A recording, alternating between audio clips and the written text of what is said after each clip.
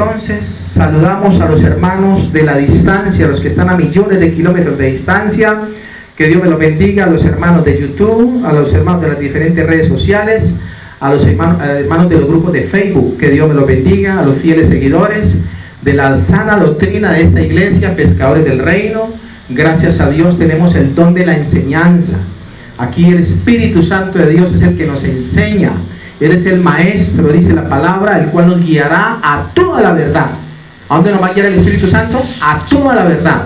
¿Y dónde está la verdad? En Jesús. Por eso aquí no predicamos sino de Jesucristo como Señor y Salvador. Amén. El mensaje, para los que de pronto titulan las prédicas, iglesia, tiene como título Tomando la cruz con Jesús. ¿Cómo se llama el mensaje?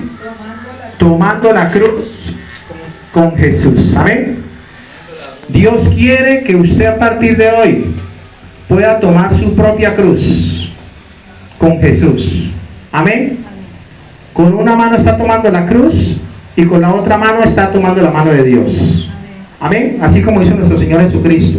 Cuando murió en la cruz del Calvario, con una mano estaba tomando la mano del hombre pecador, del impío, para salvarlo, y con la otra mano estaba tomando la mano del Padre, uniéndolos a una reconciliación eterna. Amén. Por eso dice la Biblia que el velo del templo se rasgó y ya hubo un acceso directo a la presencia de Dios. Gloria al Señor. Tomando la cruz con Jesús. Al final van a entender el título del mensaje. Al final. ¿Por qué razón? Porque si algo quiere el Espíritu Santo de Dios, aquí en Colombia ya está terminando, ya terminó. Hoy es domingo de Pascua para muchos del mundo del credo religioso aquí en Colombia. Para nosotros es una semana de victoria. Amén. Para nosotros los cristianos no existe la Semana Santa, porque todas las semanas tienen que ser santas delante del Señor, ya que la Escritura dice que sin santidad nadie verá a Dios. Sin santidad nadie verá a Dios. O sea que ¿qué tenemos que hacer, Rufino? Apartarnos del pecado, apartarnos de la ira, apartarnos del orgullo, de la altivez, para que Dios nos reciba con brazos abiertos. Amén. Por eso el mensaje tiene como título Tomando la cruz con Jesús. Tomar la cruz no es fácil, pero si algo quiere el Señor es que usted tome su propia cruz, como Él la tomó y la llevó al Gólgota, y ahí fue crucificado. Eso es lo que Dios quiere. Siempre ha sido el anhelo de Dios que todos conozcamos en estos tiempos finales sobre el gran sacrificio que hizo Jesús de Nazaret por toda la humanidad al ofrecer su vida en una cruz, y que gracias a ese sacrificio que ha hecho por nosotros, hoy podemos alcanzar salvación y vida eterna. ¿Qué podemos tener hoy? Salvación y vida eterna con Jesús. Creo personalmente, iglesia, que estamos en el inicio de los tiempos finales para la humanidad, donde nos es necesario volvernos a las sendas antiguas y creer en sus promesas registradas aquí en las Sagradas Escrituras, y sobre todo en creer en el mensaje de salvación expresado por el Salvador del mundo, nuestro amado Señor y Salvador Jesucristo. Amén. Ahora, tomando la cruz con Jesús es la enseñanza y revelación que Dios trae para cada uno de nosotros en esta ocasión, para todos los que estamos aquí reunidos y para esas más de 42 naciones de la tierra. 42 naciones de la tierra. Hay mucha gente del exterior que me llama, hay mucha gente del África, ¿sabían ustedes? Del Asia, de por allá de Europa también. Pastor, muchas gracias por la enseñanza, muchas gracias por el mensaje, lo voy a agregar a un grupo de WhatsApp. Hay muchas personas y diarios que me agregan hasta 5 o 10 grupos de WhatsApp, y para la gloria de Dios ya tenemos más de 300 grupos de WhatsApp. ¿Sabe cuánto me he puesto a hacer la cuenta de cuántos grupos tiene cada, digámoslo, miembros de cada grupo? Y me encuentro grupos hasta de 500, de 800, de 1000, de 1100 personas, y todas recibiendo la palabra de Dios. Y uno aquí luchando para que muchos vengan aquí a la iglesia, y muy bien, brillan por su ausencia. Pero en la distancia dice Jesús, no hay profeta sin honra, sino ¿dónde? En su propia tierra. ¿Y con quién? Y con los de su casa. No hay profeta sin honra. Pero sale el profeta al exterior, va a venir un pastor de los Estados Unidos, y sí se llenó esto, se llenó. Traen a todo el distrito. Los que no tienen el pasaje se vienen a pie, pero llegan. ¿Sabe por qué? Porque hay un interés de por medio. Jesús lo dijo. Jesús en el pueblo de él, nadie lo honraba, nadie le prestaba atención, lo criticaban. Ven, este no es el hijo de María. Ven, y sus hermanas y sus hermanos no están aquí. Ven, y ese no es el hijo del carpintero. ¿Y de dónde saca esa sabiduría? Y es un milagro, mirad lo que está haciendo. Y no se reunían sino para criticar. Y Jesús fue el que le dijo la famosa frase célebre: no hay profeta sin honra, sino en su propia tierra, o sea, aquí en el distrito, y con los de su casa, o sea, con la familia. Para ellos uno no es profeta. Para muchos de ellos uno no es pastor. Uno no es el hombre que Dios escogió para guiar al pueblo. No, Señor, para ellos no les importa por dónde están aquí. Porque si les importara, aquí estuvieran. Tanto mi familia como la familia de mi esposa. Pero esa es la realidad, iglesia. Con todo el respeto lo digo, amén. Pero Dios quiere hoy, iglesia, que tomemos la cruz con Jesús. Amén. Que cada uno de los que estamos aquí podamos tomar nuestra propia cruz y hacernos responsables del llamado que tenemos de parte de Dios. Porque la salvación es individual. No se les olvide. ¿Cómo es la salvación? Individual. Porque cuando usted se presente delante de Dios, usted no puede decir: vea, mi mamá viene a respaldarme, viene a abogar por mí. No, Señor. El abogado se llama Jesucristo. Está ahí, está el Padre. Cada uno de nosotros dará cuenta a Dios de si dice la palabra. Cada uno. Dice el Señor en Romanos: delante de mí se doblará toda rodilla y toda lengua confesará a Dios, dice la palabra del Señor. Vamos a la palabra de Dios. Evangelio según San Marcos, capítulo 8, después de esta introducción. Evangelio según San Marcos, capítulo 8. Acompáñenme, porque este es un mensaje bastante extenso, iglesia. Y Dios hoy te quiere revelar el misterio de la cruz. Amén. El misterio de la cruz. Hoy Dios te quiere, a muchos los quiere librar de la ceguera espiritual, en la cual el mundo religioso los ha embaucado, diría yo. Marcos capítulo 8, versículo 34. Cuando estén ahí me dicen amén. Amén. Cuando estemos ahí. El que tenga oídos para oír, que oiga lo que el Espíritu dice a las iglesias. Primero voy a orar por esta palabra, para que el Espíritu Santo traiga luz y revelación. Amado Señor, te bendigo en esta hora. Te doy gracias por la oportunidad de estar reunido aquí con mis hermanos en Cristo. Gracias, Señor, porque es tu misericordia y es tu voluntad que hoy nos hayamos reunidos con el fin, Señor, de darte gloria, honra y honor. Padre, me hago a un lado para que seas tú llenando mis palabras, mi corazón y mis pensamientos con la unción del Espíritu de Dios, que pueda traer y pueda romper el yugo de esclavitud en todos mis hermanos aquí a la distancia.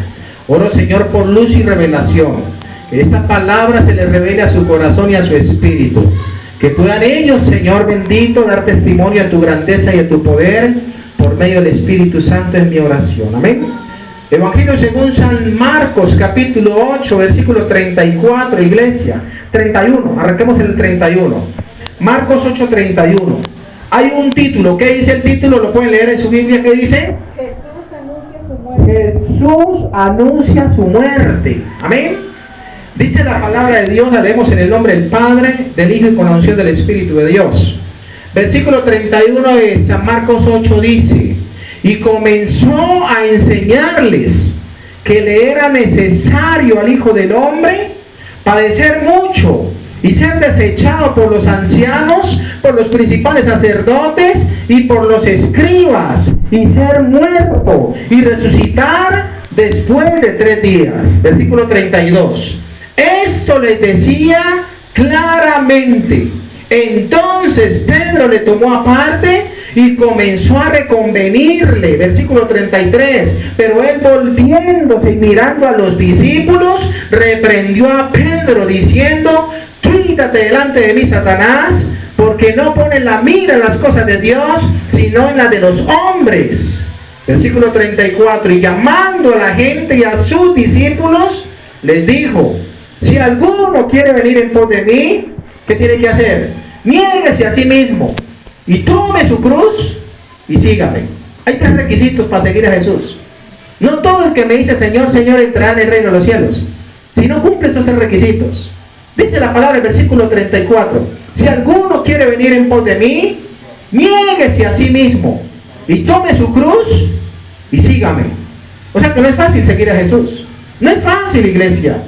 El versículo 35: porque todo el que quiera salvar su vida, la perderá. Y todo el que pierda su vida por causa de mí y del Evangelio, la salvará. Porque ¿qué aprovechará el hombre si ganare todo el mundo y perdiere su alma? ¿O qué recompensa hará el hombre por su alma? Versículo 38 dice: porque el que se avergonzare de mí y de mis palabras en esta generación adúltera y pecadora, el Hijo del Hombre se avergonzará también de él cuando venga en la gloria de su Padre con los santos ángeles. Esa es una palabra fuerte. Esa es una palabra que salió de la boca de nuestro amado Señor y Salvador Jesucristo. Es una palabra de confrontación, dirigida al pueblo y dirigida a los discípulos, o sea, a todo el mundo. Si usted lee conmigo el versículo 34, dice: y llamando a la gente, ¿qué hizo Jesús? Llamó a la gente: vengan para acá, vengan para acá. ¿Y a quién más llamó? Y a sus discípulos: vengan ustedes también para acá. Y los llamó aparte. Y dice la palabra que les dijo: si alguno quiere venir en pos de mí, o sea, si alguno se quiere hacer seguidor mío, ¿qué tiene que hacer? Negarse a sí mismo. Niéguese. Ya no viva para usted, ya no viva para el mundo, viva para Cristo. Si alguno quiere venir en pos de mí, niéguese a sí mismo. Y le manda también y le ordena: tome su cruz. ¿Y sabe por qué él dijo eso? Porque él ya iba a ir a la cruz. Él ya estaba tomando su cruz. ¿Qué es tomar la cruz? Tomar las cargas, tomar el control de sí mismo. Hay personas que no toman el control de sí mismo, no saben controlarse a sí mismo. Y por eso el diablo los engaña. Por eso el diablo los manipula, los entristece, porque no tienen control de sí mismo.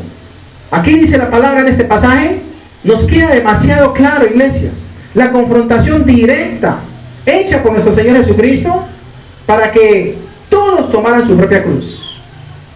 Dígale que está al lado: usted debe tomar su propia cruz. Cada uno debe tomar su propia cruz. Amén. Y llevarla, si quiere seguir al Señor. En el Evangelio según San Mateo, el capítulo 20, el versículo 7, habla la segunda vez que Jesús les dice sobre la muerte. Porque aquí vimos el título. En el título decía: Jesús anuncia su muerte. Pero si usted va al título de Mateo 20, 17, también Jesús anuncia nuevamente su muerte. Varias veces le dijo a los discípulos de qué se iba a morir y cómo iba a ser su muerte. Tremendo eso, ¿no? Uno saber de qué se va a morir y que Dios le muestre a uno su destino final. En Mateo 20, 17 dice la palabra: subiendo Jesús a Jerusalén, tomó a sus 12 discípulos aparte en el camino y les dijo, los tomó a los dos y les dijo, versículo 18 de Mateo 20: he aquí subimos a Jerusalén y el Hijo del Hombre será entregado ¿a quiénes?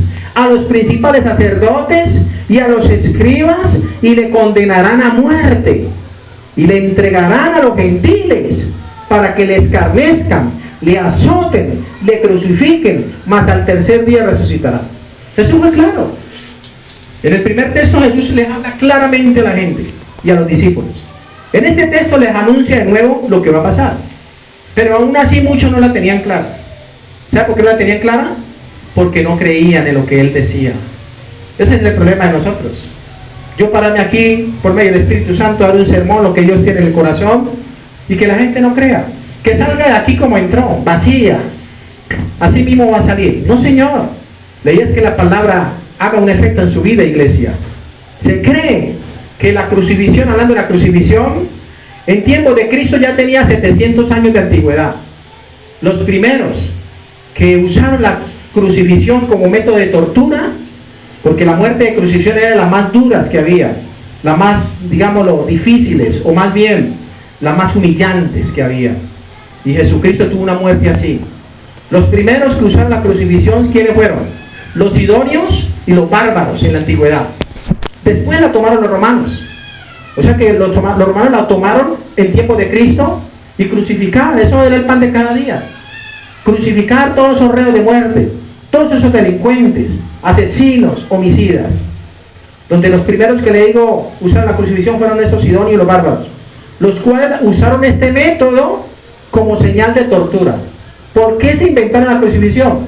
Porque se creía, iglesia, ellos creían que la tierra era tan sagrada que no podía contaminarse con la sangre de aquellos esclavos, de aquellos asesinos, ladrones, traidores y sediciosos, para los cuales estaba reservada la muerte por crucifixión.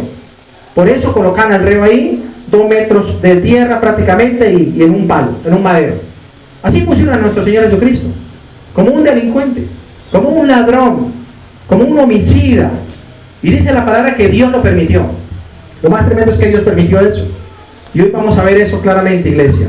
Jesús conocía muy bien el método de crucifixión y sacrificio que implicaba llevar la cruz y ser escarnecido, ser azotado por aquellos soldados romanos de la época, que aunque no inventaron ellos la crucifixión, sí la usaron como un método de tortura y ejecución con el cual se pretendía atemorizar a las masas.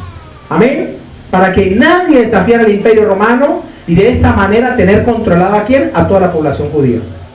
Por eso ellos usan la crucifixión para los judíos, para todo aquel que la embarrara, como decimos nosotros. Mis hermanos, hay 4 razones bíblicas que Dios te quiere enseñar hoy por los cuales Jesús fue crucificado. Hace 8 días les preguntaba aquí en este púlpito, ¿ustedes saben para qué vino Jesús? ¿Se acuerdan que les preguntaba? Uno decía, para salvar al mundo, para llevar nuestros pecados. Ahora la pregunta es diferente. ¿Ustedes saben las razones por las cuales Dios permitió que Jesucristo fuera crucificado? Si no las saben, hoy las van a conocer. Por eso le doy gracias al Espíritu Santo, porque nos ha dado el don de la enseñanza en este ministerio, Iglesia Pescadores del Reino. Hay 4 razones bíblicas por las cuales Jesús fue crucificado. Es bueno que usted la conozca, para que el día de mañana sus hijos le pregunten y usted pueda responderle. Por eso le digo, hay que hacer el discipulado, amén. Están invitados al discipulado que muy pronto iniciaremos aquí en la iglesia. 4 razones bíblicas por las cuales Jesús fue crucificado. La primera, número 1, para que se cumplieran las Escrituras. Amén. Las Escrituras del Antiguo Testamento se cumplieron en Jesucristo. No sé si recuerdan la cita de hace 8 días, que está en Lucas capítulo 24, si no estoy mal, o 23, que hablaba de los 2 de Emaús, los 2 que iban camino de Emaús. Ellos iban tristes, porque ya era el 3er día que supuestamente Jesús le había dicho que iba a resucitar y que para ellos no había resucitado. Y se volvieron para Emaús, de Jerusalén, 11 kilómetros, 2 horas echando pata, camino, se fueron para Jerusalén, para donde estaban, Emaús, que era una aldea. Y cuenta la historia que nuestro Señor Jesucristo caminaba con ellos, mientras ellos iban en el camino, platicaba con ellos, y también los reprendió. Le dijo, oh insensatos y duros de corazón, para comprender todo lo que está escrito de mí en las Escrituras, en la ley de los profetas y de los salmos, dice la palabra. O sea que nos damos cuenta, iglesia, que las Escrituras hablan de Jesús. Por ejemplo, Salmos capítulo 22. Si usted lee conmigo el Salmos capítulo 22 y se lee el versículo, para hacerlo un poco más corto, el mismo salmista David escribe sobre esto. Salmo 22, dice la palabra, versículo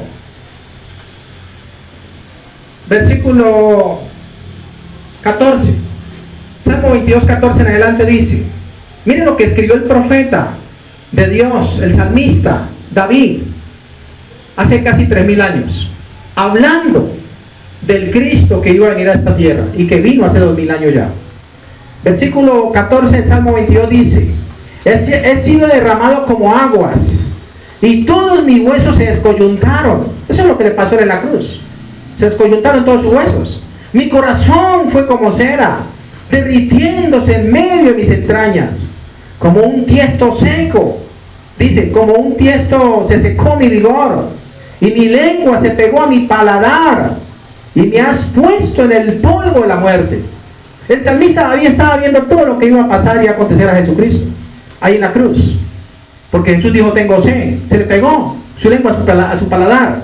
El versículo 16 dice, porque perros me han rodeado, me han cercado cuadrilla de malignos, horadaron mis manos y mis pies, perforaron mis manos y mis pies. Está hablando de la crucifixión. Y cuando habla de perros me han rodeado, ¿está hablando de quién? De los soldados romanos que lo castigaron y lo flagelaron. Y dice la palabra del versículo 17, contar puedo todos mis huesos, entre tanto ellos me miran y me observan. Repartieron entre sí mis vestidos y sobre mi ropa echaron suertes, dice la palabra. Mas tú, Jehová, no te alejes de mí, fortaleza mía, apresúrate a socorrerme. Esas palabras del salmista David se cumplieron ¿cuándo? En la humanidad de Jesucristo hace 2000 años, cuando estaba en la cruz. Eso habla el Salmo 22, un grito de angustia y un canto de alabanza. Se cumplieron. Jesús había leído este salmo mientras está en su ministerio terrenal, y cuando él leía ese salmo decía, todo eso se va a cumplir porque eso habla de mí. Por eso la primera razón por la cual Jesús fue crucificado fue ¿para qué? Diga conmigo, para que se cumplieran las escrituras. A Jesús lo crucificaron porque él se identificó como el Mesías esperado, del cual hablaron los profetas de la antigüedad, el cual venía a libertar al pueblo de Israel.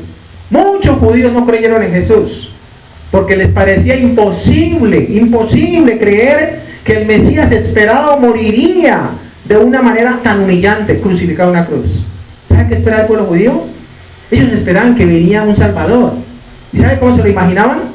Montado en un caballo blanco, como entraron los generales romanos. Así se lo imaginaban, con una gran espada y trayendo libertad al pueblo cautivo, porque el pueblo era cautivo por los romanos, por el imperio de aquel tiempo, y los tenían subyugados. Ellos querían libertad, necesitaban un libertador, necesitaban un Mesías. ¿Y sabe cómo le llegó el Mesías? Montado en un burrito, en un burro de carga llegó el Mesías de ellos. Por eso no lo recibieron. Por eso dice la Biblia, lo suyo vino y lo suyo no lo recibió, porque no creyeron en el Salvador. No creyeron. Hasta el día de hoy hay muchos judíos allá en Israel que no creen y están esperando es que la primera venida de Cristo, cuando Él ya vino. A ellos les va a llegar el anticristo, como lo dije hace 8 días. Esa es la realidad. Para ellos no podía ser su Salvador una persona que viniera montada en un burro. ¿Y qué significa el burro? Humildad y trabajo. Él venía a buscar las almas, pero venía ¿con qué?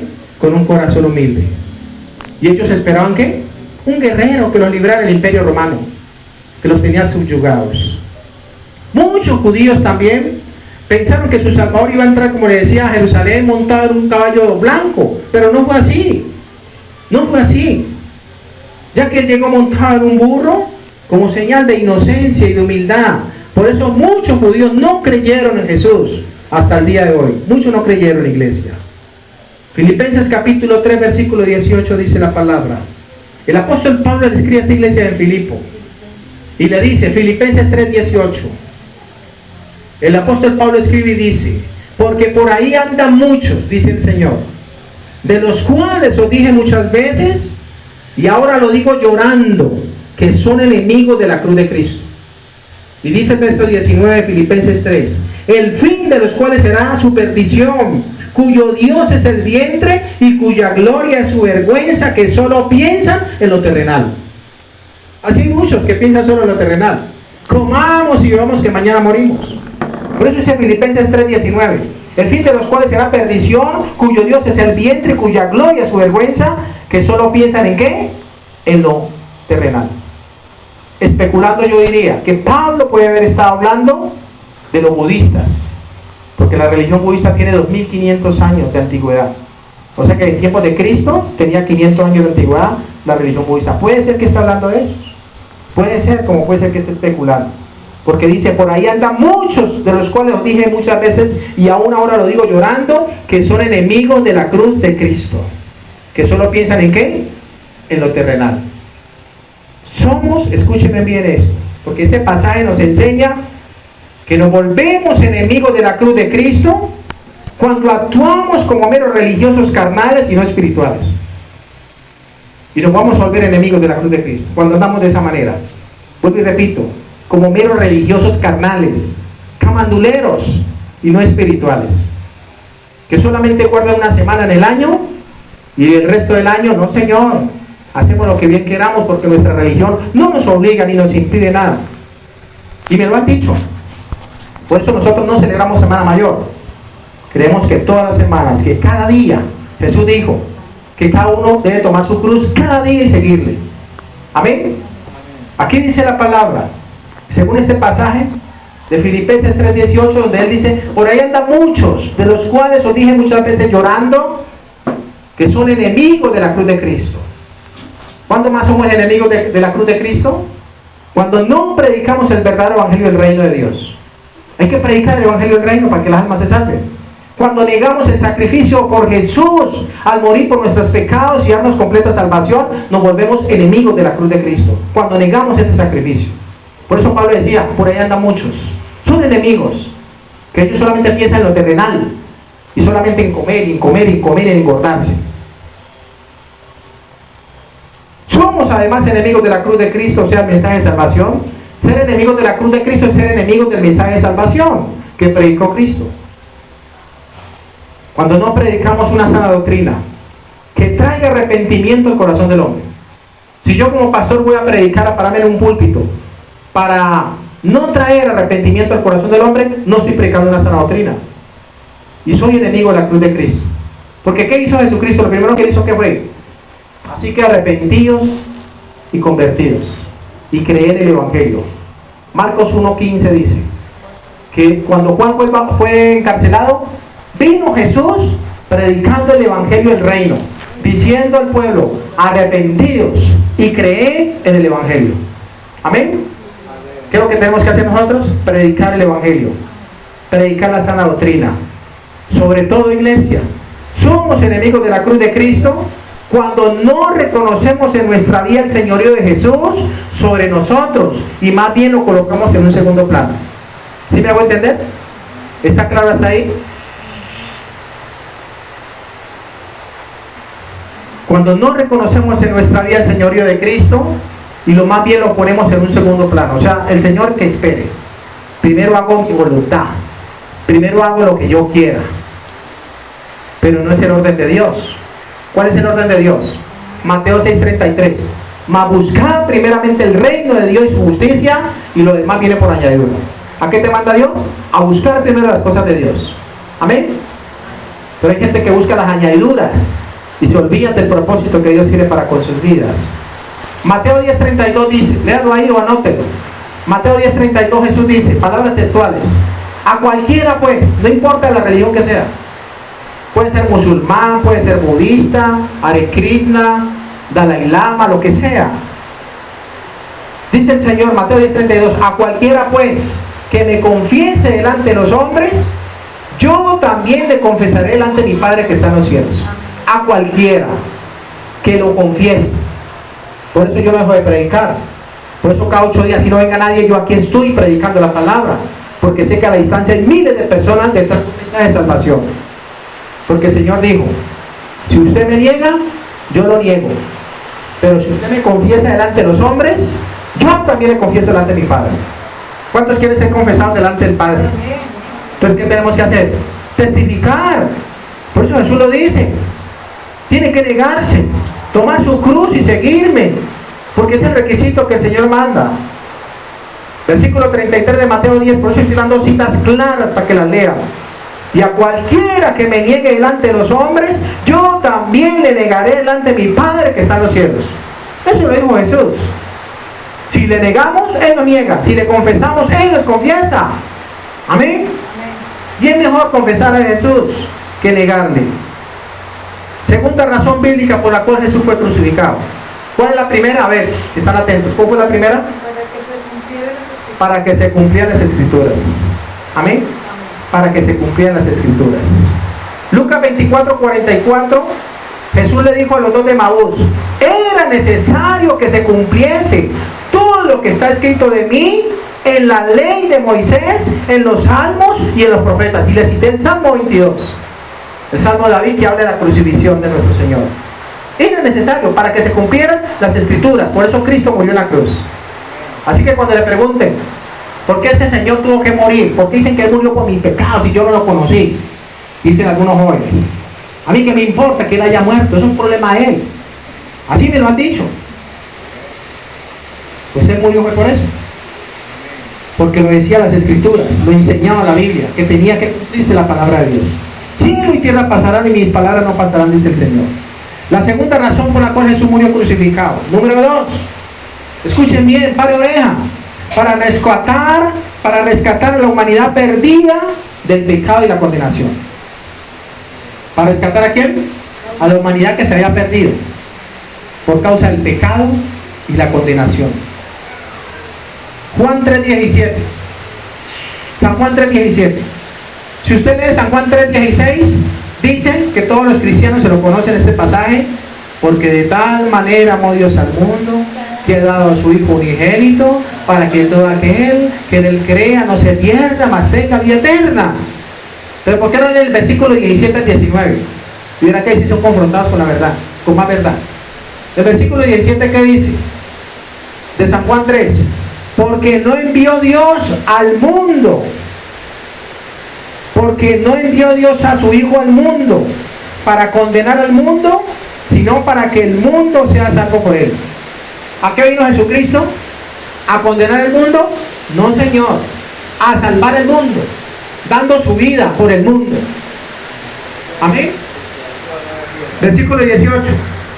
El que en él cree no es condenado, pero el que no cree ya ha sido condenado porque no ha creído en el nombre del unigénito Hijo de Dios. O sea que si yo no creo en Jesús, automáticamente ¿qué pasa? Me condeno, porque soy un incrédulo y no voy a ir al cielo, me voy a condenar, quizás para el infierno. Amén. Eso lo dice la palabra. En Gálatas capítulo 3, versículo 13 dice, Gálatas 3:13 dice, Cristo nos redimió, o sea, nos rescató de la maldición de la ley, hecho por nosotros maldición, porque está escrito, maldito todo el que es colgado en un madero. Escuchen esto y no se dejen distraer, no se dejen robar la palabra del enemigo, no se dejen distraer. Gálatas 3:13 dice, Cristo nos redimió, o sea, nos rescató de la maldición de la ley, hecho por nosotros maldición, porque está escrito, maldito todo el que es colgado en un madero. ¿Sabe qué está escrito en la ley? Que si a usted lo crucificaban en un madero, usted era maldecido por Dios. O sea que Dios tuvo que maldecir a Jesús por amor a usted y por amor a mí. Eso nos tiene que quedar claro, para que vean pues los que de pronto no les importa el sacrificio, por qué Cristo murió por nosotros. Se hizo maldito. No sé si escucharon, la Biblia lo dice, que Jesús dijo en un pasaje ya final, cuando estaba en la cruz muriendo, él dijo, Elí, Elí, lama sabactani, que traducido es, Dios mío, ¿por qué me has desamparado? Esa fue una de las últimas palabras o oraciones de Jesús, porque él se sintió como solo. Dios le dio la espalda, porque Dios no se complace en el pecado. Y resulta que los pecados míos, los suyos, de cada uno de ustedes, estaban siendo arrojados sobre ese madero, que ya lo vamos a ver. Sobre la humanidad de Jesús. Por eso la muerte de Cristo no fue en vano. Muchos los quieren hacer parecer en vano.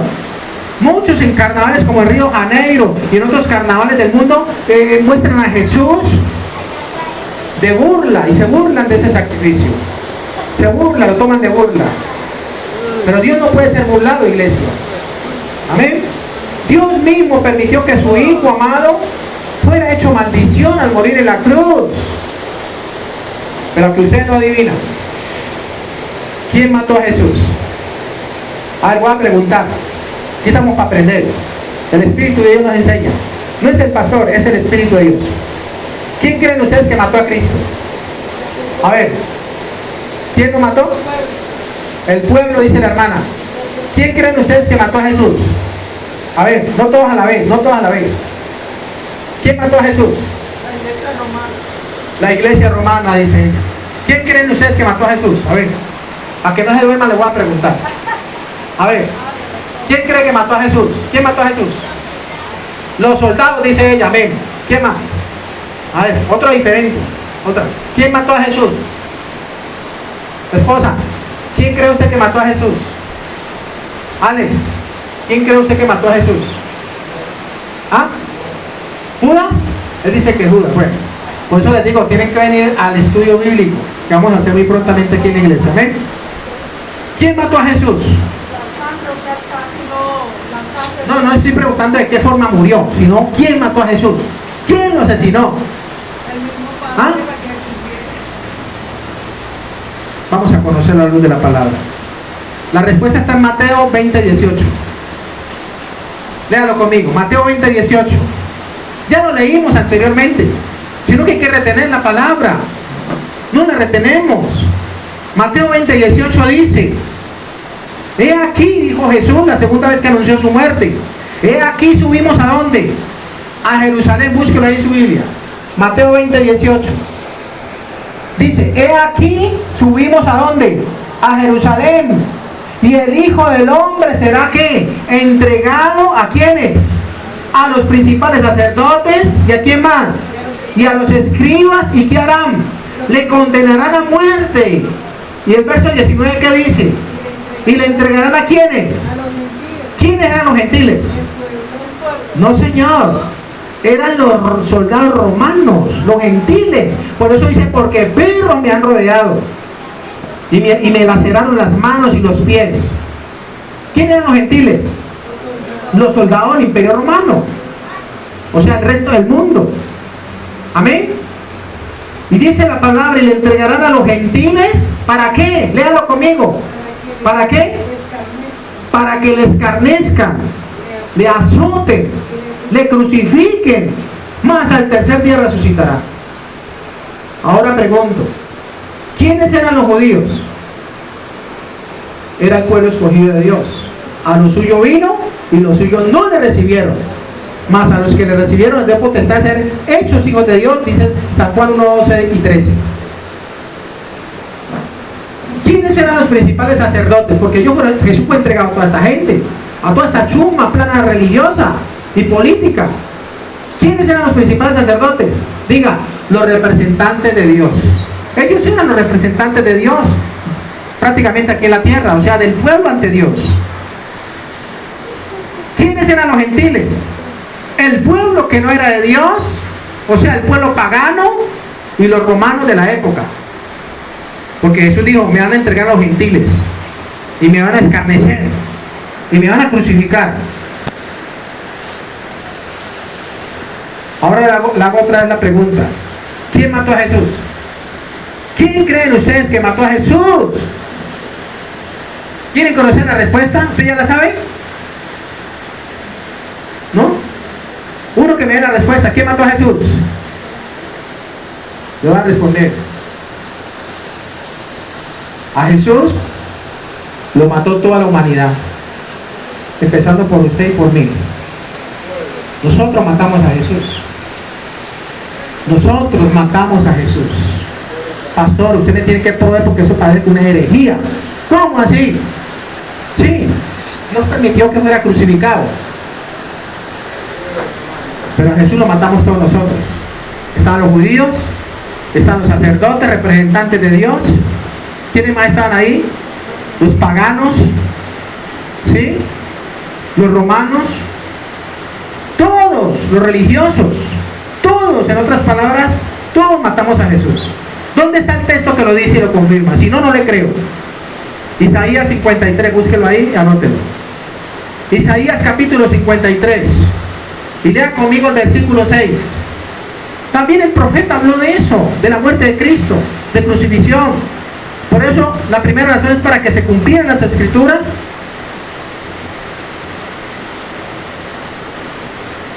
Y la segunda razón, como vimos ahora, para rescatar a la humanidad perdida por el pecado y la condenación. Escuche bien. Isaías 53:6. ¿Estamos ahí? Dice el versículo 6. ¿Qué dice? Todos nosotros. ¿Qué pasó? Nos descarriamos como ovejas. Cada cual se apartó ¿por dónde? O sea que cada uno hizo con su vida ¿qué cosa? Lo que le pareció bien. Y dice la palabra: cada cual se apartó por su camino, mas Jehová cargó en él. ¿Quién es él? Diga: Jesucristo. Jehová Dios cargó en él ¿qué cosa? El pecado ¿de quiénes? De todos nosotros. O sea, de la humanidad. Los pecados fueron puestos en la humanidad de Jesús. O sea, mis pecados mataron a Jesús. ¿Quién mató a Jesús? Mis pecados, sus pecados. ¿Y sabe qué me traía el Espíritu Santo de Dios con esto? Que me puso muy triste. Yo no conocía a Dios hace 23 años atrás. No conocía a Dios. Y andaba en delitos y pecados. haciendo lo malo, pervirtiendo mi cuerpo, pervirtiendo a otros, destruyéndome, autodestruyéndome a mí mismo. Y lo que yo no sabía era que esos pecados ya habían sido arrojados en la humanidad de Jesús. Por eso vivimos por gracia, por la misericordia de Dios. ¿Qué es la gracia? La misericordia inmerecida. Yo no me merecía que Dios pagara un precio, Jesús pagara un precio por mí en un madero. Yo me merecía la muerte y el infierno. Estoy hablando por mí, no por ustedes. Cada uno hablará por su cuenta. Pero yo contribuí para que Jesús lo mandara a esa cruz. Entonces dígame, usted ahora, ¿vale la pena servir a Jesús? Ahora sí están entendiendo por qué las palabras de Jesús. El que quiera seguirme, ¿qué tiene que hacer? Niéguese a sí mismo, tome su cruz y sígame. El que quiera seguirme a mí, dijo Jesús. Dice la palabra en Isaías: mas Jehová cargó en él el pecado de todos nosotros. Y a mí me da tristeza. El que no se ha convertido no le importa. Dice, que eso es problema de él con Dios. A mí no me importa, porque se han endurecido. No les importa, a los de afuera no les importa. Hay muchos pastores que no predican la cruz de Cristo. Y dice la Biblia, son enemigos de la cruz. Y el apóstol contaba esto hasta llorando. Lo digo llorando, porque él sí reconocía dónde lo había sacado el Señor. Dios quiere que usted tome conciencia, iglesia, usted hermano que me escucha o que me ve por las redes sociales. Dios quiere que usted hoy tome conciencia que cada pecado que usted haga delante de Dios, eso es una cachetada en el rostro de Jesús. Porque Él murió por nuestros pecados, fue lacerado. Los que se vieron la pasión de Cristo, las películas, ahora en Semana Santa, eso fue verdad, eso es lo que dice la palabra. Tercera razón bíblica, le he dicho dos, por las cuales Jesús fue crucificado. Primero, para cumplir las Sagradas Escrituras.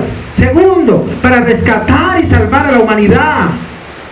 Tercero, para unir la mano de Dios con la mano del hombre, en señal de reconciliación. Por eso les decía ahora, ¿qué simboliza el morir con los brazos abiertos?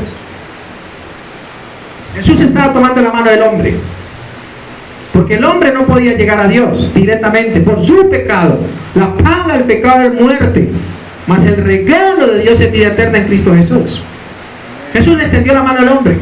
Jesús, a ti que estás ahí, te está extendiendo la mano. Tú verás si la tomas o lo dejas con la mano estirada.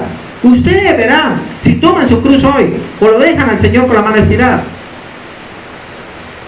Y con la otra mano tomó la mano de Dios, porque Dios es santo y Dios no tolera el pecado. Él es santo y demanda santidad. Y cuando Jesús tomó la mano del hombre, ¿sabe para qué fue? Para tomar sus pecados que fueran arrojados sobre él. Por eso hubo oscuridad. Por eso dice la Biblia que Jesús dijo: Dios mío, ¿por qué me has desamparado? Porque Dios le volteó su rostro. Dios es luz, y al voltear su rostro, por eso hubo tinieblas y oscuridad sobre la tierra. Hubo un eclipse, como el que quizá va a haber ahora el 8 de marzo, un día antes de mi cumpleaños. Oiga, escúcheme bien. Dice la palabra que hubo un eclipse cuando Cristo estaba muriendo en la cruz, y se volvió tinieblas, cayó sobre la tierra, tinieblas. Mucha gente está asustada con el eclipse ahora el 8 de abril, y dicen que es la venida del Señor, que ya viene el Señor, porque la Biblia dice en Joel que antes de la venida del Señor, del gran día, va a haber un eclipse también. Y muchos están asustados, no saben qué hacer. Pero han habido muchos eclipses en la historia de la humanidad, sino que dicen que este va a ser terrible, y más cuando está señalado sobre una nación como los Estados Unidos de Norteamérica. En agosto de hace 7 años, 2017, pasó un eclipse y se trasladó de un lugar a otro en los Estados Unidos. Atravesó una línea de varias ciudades. Era una señal, porque los eclipses son señales divinas. Dios muestra lo que va a pasar con los eclipses. Dios muestra señales en el cielo y abajo en la tierra. Terror, dice la palabra de los hombres. Y no hicieron caso. Esa señal, escúcheme bien, de hace 7 años, pasó por 7 ciudades norteamericanas. Y se cree que el eclipse que viene ahora el 8 de abril va a pasar por otras 7 ciudades norteamericanas, formando una X. Lo que yo siento que Dios me muestra es que va a venir juicio sobre esa nación. Juicio de Dios. Juicio de Dios, si no se arrepienten. Casualmente, algunas de esas ciudades tienen nombres bíblicos. Nínive tienen otros nombres bíblicos. Y va a atravesar. Es tremendo. No quiero ser el que da malos prodigios, pero son señales en el cielo. Dios muestra, porque Él creó su naturaleza y Él habla como bien quiera. Amén. Hay que orar a Dios. Oremos por esa nación, porque Dios les está mostrando y no se han arrepentido. Mire la gente de Nínive. De hecho, algunas de estas ciudades tienen el nombre de Nínive en los Estados Unidos. Dios está mandando una señal para que el pueblo se arrepienta, para que el pueblo busque a Dios, ya que de las escuelas y los colegios de Norteamérica quitaron la Biblia, quitaron la ley de Dios. Ellos en sus principios, cuando fundaron esa nación, llegaron con la Biblia y se regían por todo lo que decía la Biblia, y fueron prosperados y fueron bendecidos por Dios. Pero quitaron la Biblia, apoyaron movimientos LGTBI, homosexuales, sodomía, violencia, narcotráfico. Casi toda droga que se procesa en el mundo va para allá.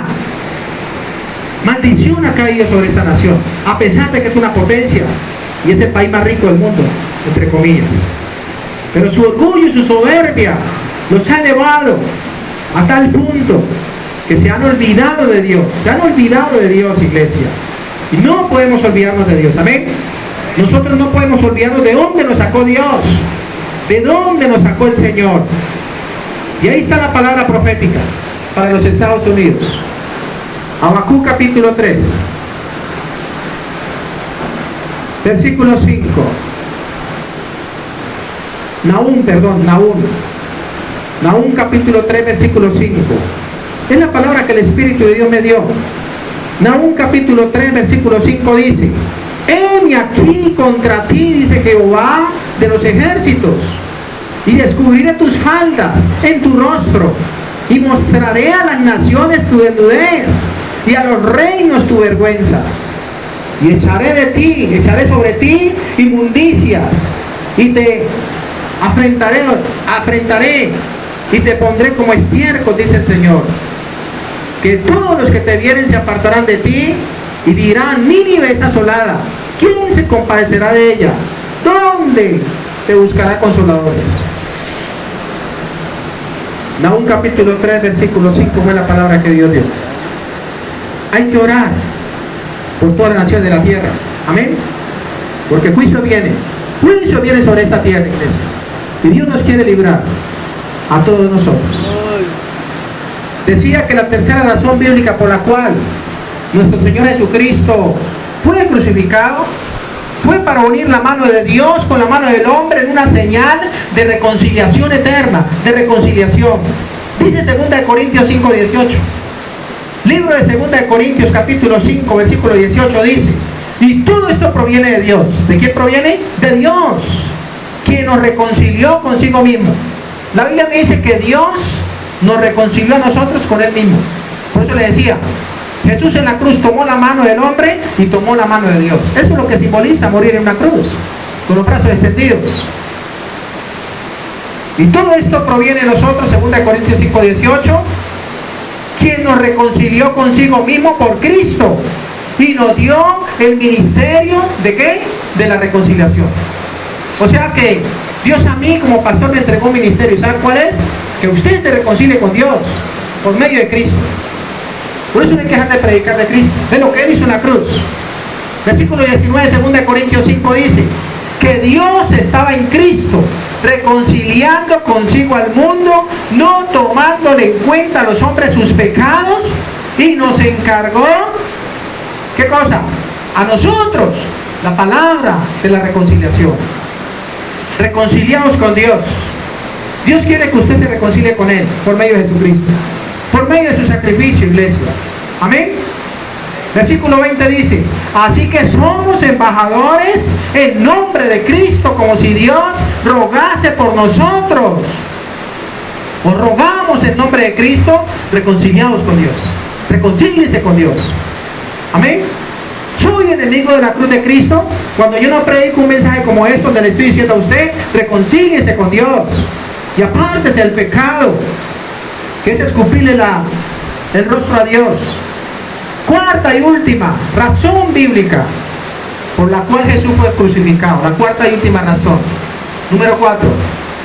Para derrotar a Satanás públicamente en el Calvario. En la cruz del Calvario. Jesús derrotaba a Satanás. Usted me dirá: ¿cómo una persona puede estar ganando, venciendo, si se está muriendo? Porque Cristo estaba muriendo en la cruz. ¿Cómo puede derrotar a Satanás si está muriendo? Es una pregunta ilógica, ¿sí o no? Es algo ilógico. No le cae en la mente a uno. Vamos a una de las citas más importantes. Colosenses capítulo 2, versículo 14. Colosenses 2:14. Hoy Dios trae esta revelación para ti, iglesia de Jesucristo.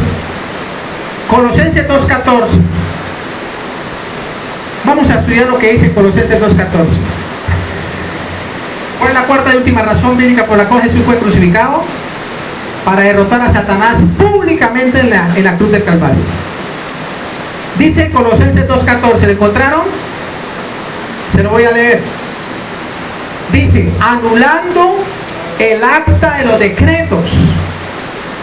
Anulando el acta de los decretos que había contra nosotros, que nos era contraria, quitándola de medio y clavándola ¿dónde?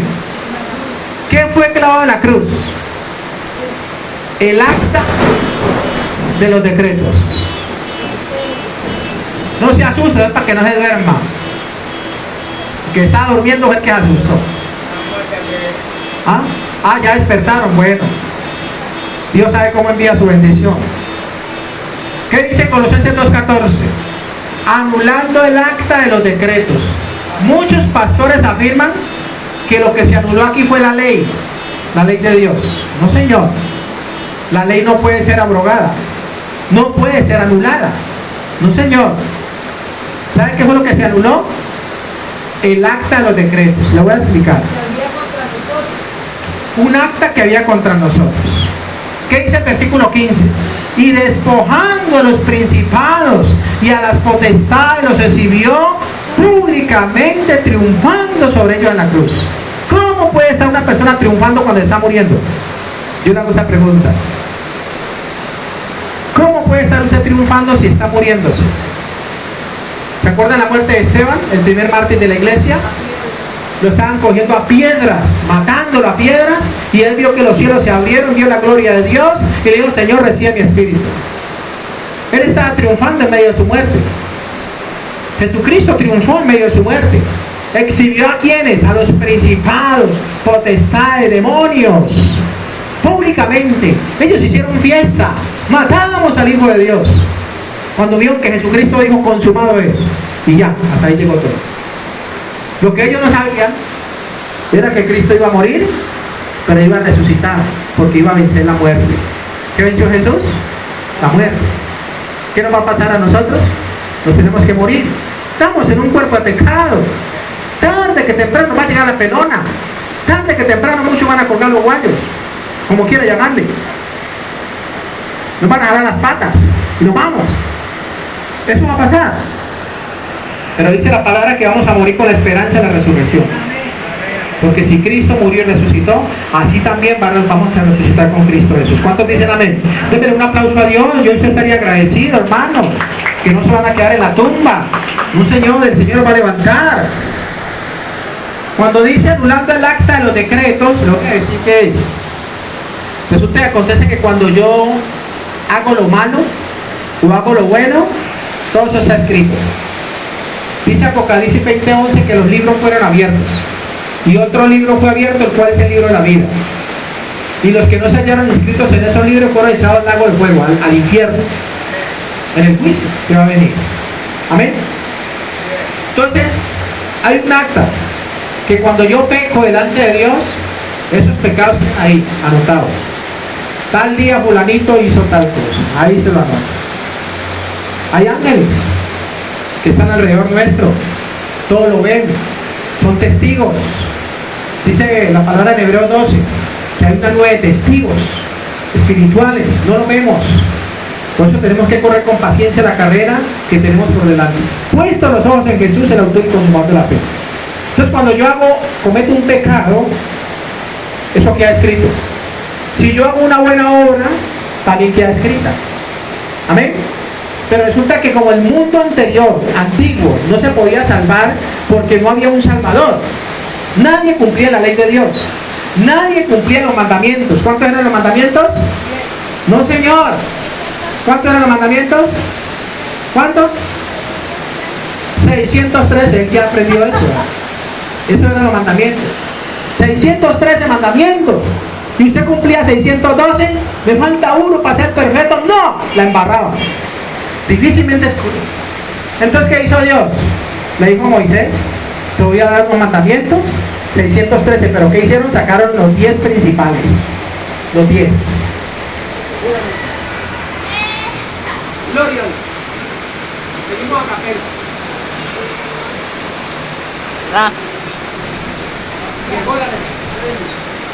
Gloria a Dios. Entonces nadie es cumplido. Tranquilo.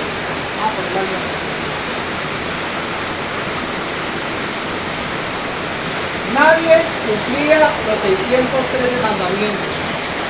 Nadie. El único que los cumplió, ¿cómo se llama? Jesucristo. Amén. Jesucristo fue el único que cumplió los 10 mandamientos de la ley de Dios, o sea, los 613, que fueron reducidos a 10. Pero nuestro Señor Jesucristo lo redujo a 2. ¿Cuáles son los 2? Amarás al Señor tu Dios con toda tu mente, con toda tu alma, con todo tu corazón y con todas tus fuerzas, y a tu prójimo. Jesús dijo: en estos 2 mandamientos se cumple toda la ley. Okay. Toda la ley de Dios se cumplió en esos únicos mandamientos. ¿Okay? Gloria a Dios. Vamos a seguir predicando abajo. Cosa, por abrir con la linterna, por favor, están arriba. No, o sea, yo recomiendo apagar las luces para que no se fundan los bombillos. Muy bien. Vamos a seguir. ¿Entiendes el favor? Gloria a Dios. Gloria a Dios.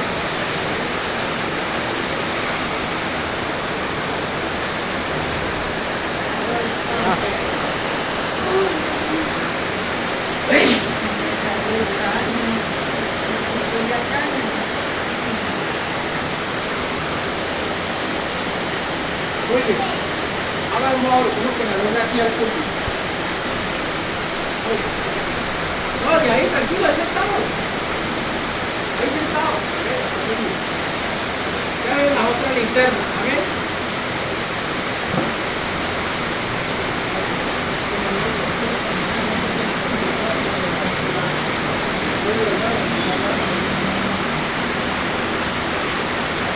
Muy bien.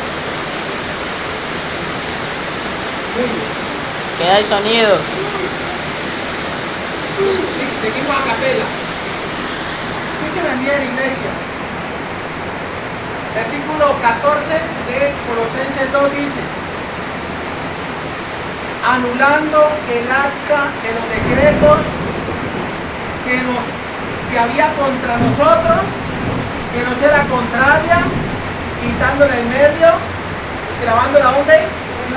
Bueno, entonces, como les decía, esta acta fue clavada en la humanidad de Jesús. Amén. Fueron clavados nuestros pecados en la humanidad de Jesús. El acta de los decretos que había contra nosotros, porque dice que era contraria, o sea que era lo contrario de la voluntad de Dios, eran los pecados que cometíamos. Dice la palabra que esa acta fue anulada.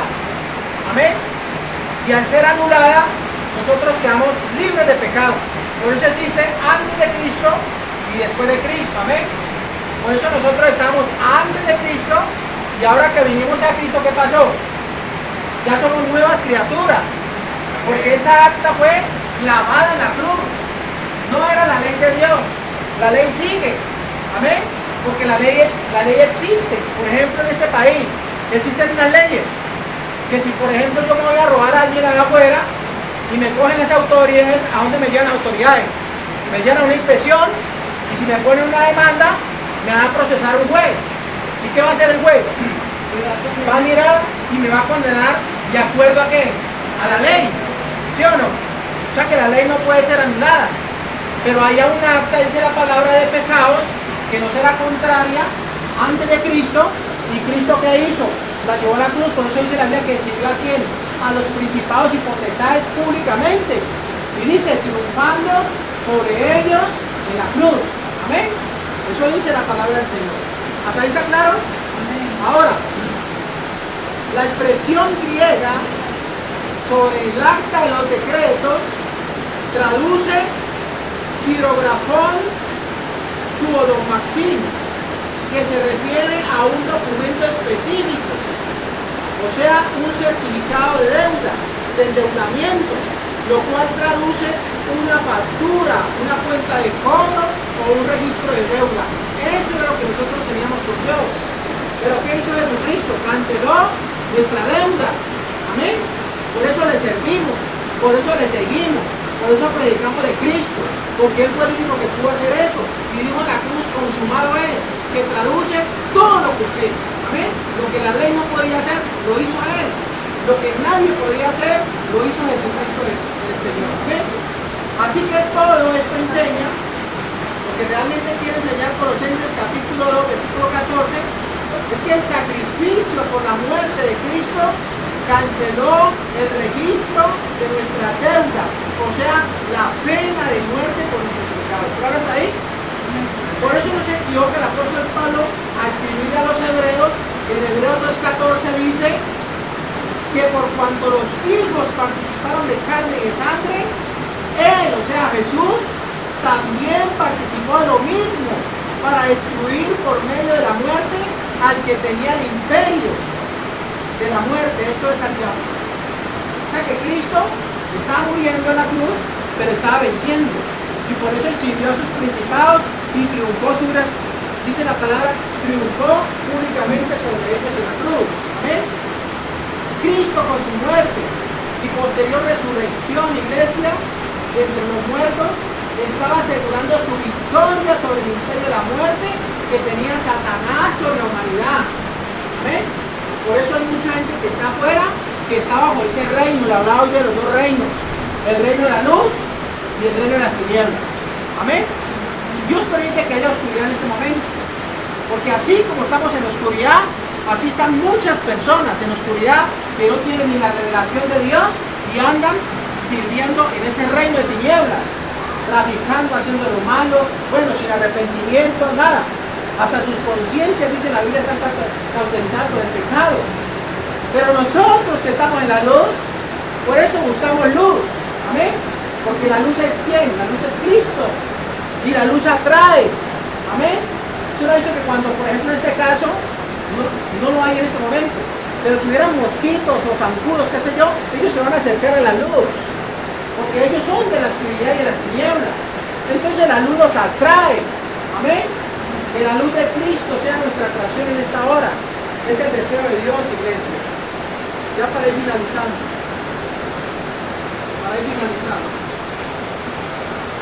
Volviendo a Marcos 8:34, pasaje el cual iniciamos, donde Jesús decía que si alguno quiere venir en pos de mí, niéguese a sí mismo, tome su cruz y sígame. Hay unos beneficios que los voy a mencionar brevemente. 3 beneficios de llevar la cruz cada día, para los que deciden tomar la cruz. Usted hoy va a decidir tomar la cruz o decir no, eso no es para mí, que la lleve otra. Ya Jesús la cargó, es problema de él, dirán algunos.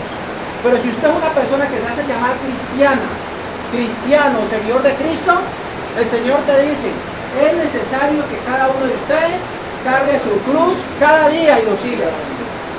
Amén. Primer beneficio de llevar la cruz cada día. Número 1, vamos a ver la salvación de nuestra familia. Vamos a ver ¿qué? La salvación de nuestra familia.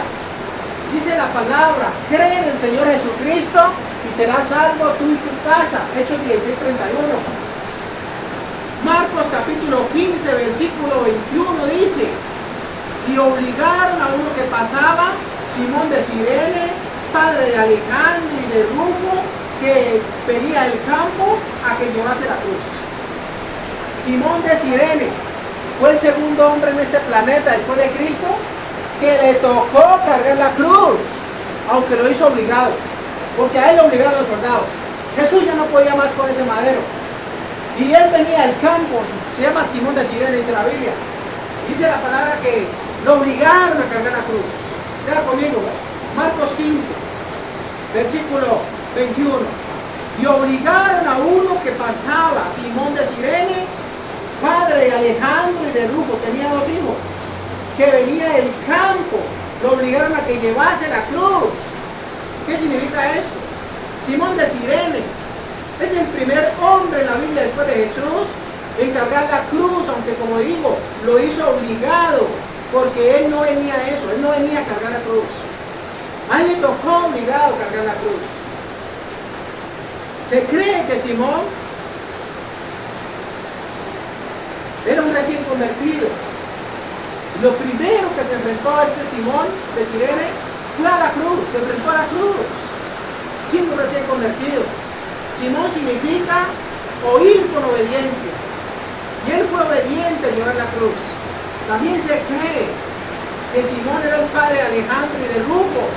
Alejandro significa defensor de la fe y estuvo con el apóstol Pablo por su lucha por la fe. Rufo significa rojo y aparece en Romanos 16:13, cuando Pablo en su carta saludó a esta familia a la cual estimaba mucho y apreciaba. En conclusión, Simón de Cirene tomó su cruz y esa luz de Cristo lo llevó a él, a su esposa y a sus hijos a la salvación de su casa. Los llevó, Simón de Cirene llevó la salvación a su casa, en otras palabras, ya que ese encuentro con la cruz de Cristo le cambió su vida iglesia. Segundo beneficio, son 3 finalistas, de llevar la cruz cada día. Primero, vamos a ver la salvación de nuestra familia. Segundo beneficio, seremos reconocidos por muchos. Escúcheme, muchos nos van a reconocer cuando nosotros tomemos la decisión de llevar la cruz a cuestas y decir, Señor, yo tomo tu sacrificio, y así como tú resististe el pecado, yo también lo voy a hacer. Así como tú honraste al Padre, yo también lo voy a hacer. Ese es el segundo beneficio. Seremos reconocidos por muchos. Dice Lucas 23:39, hablando de la crucifixión, dice, y uno de los malhechores que estaban colgados le injuriaban a Jesús, diciendo, si tú eres el Cristo, sálvate a ti mismo y a nosotros. O sea que junto a Jesús pusieron a 2 ladrones, iglesia, y los pusieron en alto, donde todos lo veían, pero ¿sabe para qué lo veían? Para morir. Todos veían a estos 3, a Jesús, a los 2 malhechores, los veían los miraban allá colgados, pero ¿sabe para qué los miraban? Para verlos cómo se iban a morir, cómo se quejaban del dolor, cómo iba a ser la muerte de ellos. ¿Qué significa eso? Todos de una u otra manera nos gusta que nos pongan en alto, pero en Dios es totalmente diferente, ya que si queremos ser puestos en alto por Dios, es para que reconozcamos prácticamente cómo también tenemos que morir nosotros al pecado, a nuestro orgullo, a las contiendas, a la soberbia y a todo lo que no edifica, iglesia. 2 tipos de personas que hablarán de nosotros cuando Dios nos ponga en alto. Número 1, los que nos van a insultar, nos van a criticar y se van a burlar porque somos cristianos. Ese es el primer tipo de personas que van a hablar de nosotros cuando Dios nos ponga en alto. Y el segundo tipo de personas son los que el Padre les va a poner, o les va más bien a dar revelación, les va a revelar la inocencia de Jesús y el propósito que tiene el llevar la cruz. Por eso dice Lucas 23:42. Y dijo a Jesús, uno de los malhechores: acuérdate de mí cuando vengas en tu reino. Entonces dice la Biblia que Jesús le dijo: de cierto te digo, de cierto te digo que hoy estarás conmigo en el paraíso. Amén. Hoy estarás conmigo en el paraíso. Vamos a tener, en tercer lugar, la presencia de Dios morando en nosotros. Tercer y último beneficio de la cruz. Dije, número 1, veremos la salvación de nuestra familia, de nuestros seres queridos, de los ingratos, los que hoy en día no les importan las cosas de Dios. Pero Dios, al ver nuestro sacrificio de seguir a Cristo, de ser fieles a Él, a su palabra y a su obra, Él va a traer también a sus perdidos, porque Hechos 16:31 dice: cree en el Señor Jesucristo y serás salvo tú y tu casa. Mientras estamos sirviendo a Dios en la obra, Dios está tratando con los duros de corazón de nuestra casa, porque Él lo hace. Así que no nos preocupemos, no saquemos pretextos. Es que no vine a la iglesia porque mi esposo no le gustó, no quiso, qué sé yo, o se opuso para que yo viniera a buscar de Dios. No, Señor, son excusas y pretextos. No, es que no vine a la iglesia porque tenía que trabajar y si no trabajo me quedo con mi familia. No saquemos pretextos. Busquemos primeramente el reino y no las añadiduras. La tercera y último beneficio ya de la cruz, le dije, la primera, veremos la salvación de nuestra familia. La segunda, seremos reconocidos por muchos. Estos malhechores fueron reconocidos en la cruz, pero porque hicieron lo malo, excepto Jesús. Pero nosotros Dios nos va a poner en alto, no porque hagamos lo malo, sino porque vamos a morir a lo que no agrada a Dios, a nuestro orgullo, a nuestra soberbia, a nuestros pleitos y nuestros malos deseos. Y la tercera y última, como le decía, beneficio, es que vamos a tener la presencia de Dios morando en nosotros. ¿Vamos a tener qué? La presencia de Dios morando en nosotros, iglesia. Eso es lo que anhela Dios. La última cita, Mateo 10:38. Mateo 10:38 dice: y el que no toma su cruz y sigue en pos de mí, no es digno de mí. Dijo Jesús. Las mismas palabras que le dije en Lucas, en Marcos. Pero aquí Jesús, obviamente este comentarista bíblico lo está escribiendo porque da testimonio diferente.